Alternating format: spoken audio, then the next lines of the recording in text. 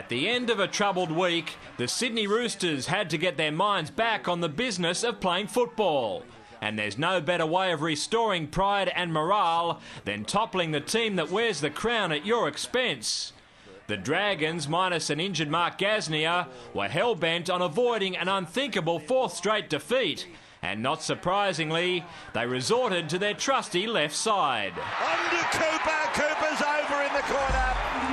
Does he ground the ball? There was no evidence to support Cooper's claim, and video ref Russell Smith sent it back to the middlemen, who ruled that the seasoned centre was held up.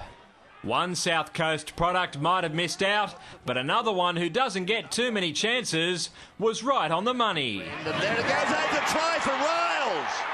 He celebrates 199 games, and his first one back here at Wollongong since 2008 with a try. If that wasn't a big enough shock, then what transpired 2.5 minutes later was certainly enough to leave the locals sitting in silence. Goes on with it, they've got numbers, and the winner scores, Phil Graham. Philip Graham has scored. It was a simple case of the dummy half adding the numbers to the blind side after a quick count. It was 10-0 to the rank outsiders, who were gleefully exploiting St George Illawarra's lethargy and lack of commitment. Did he get it down? Graham came within millimetres of snatching a first-half double, but less than 60 seconds later came a significant turning point. Off his right foot and he splits through. Now the captain's in the clear. Here comes Boyd. He passed maybe a fraction early. And Boyd held by Minicello. Now he loses the ball.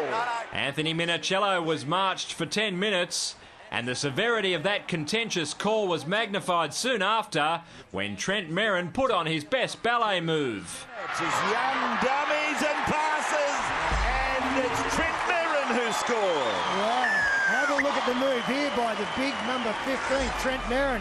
After being denied earlier, Cooper took a much different route to the try line, this time off the boot of Nathan Feen. Drops it out of Perrin's wing. Perrin's wing, I should say. The Dragons have got a try. Cooper's got the try. Cooper's got the try this time. Despite their indifference, it was the Dragons who had the upper hand at the midway mark, 12-10. Beau Scott thought he was in the WWE when he applied this unusual choker hold on Braithen Astor. The Saints' second rower was reported for a grapple, and from the tap kick that followed, Big Mossy Maso crashed across to put the tricolours back in front. Oh, there's a try. I think from Masoy, is it? It is. The embattled Bondi boys had a sniff of bringing off a monumental upset and carved out a couple of healthy chances that didn't quite materialise. But it wasn't until this frenetic passage of play with just over 10 to go that they took their lead out beyond a converted try. Went to ground, put on the foot by Pearce, play on for Jake Friend, ball to ground, picked up by Pearce, he kicks across the field, Australian rule style, lay lower for the corner, lay low and scores! The Premiers still had enough time to pull it off, however the harder they tried, the worse things got. And their awful display was capped off by the rarest of rugby league occurrences. Oh, he's given a penalty. Now, he's got to put it in with two hands, but Dean Young doesn't know that. He just puts it in with one hand, and the referee's quite within his rights. The Chooks thought they had finished with another four-pointer. However, Brad Takarangi was deemed to have tackled Ben Hornby in the air.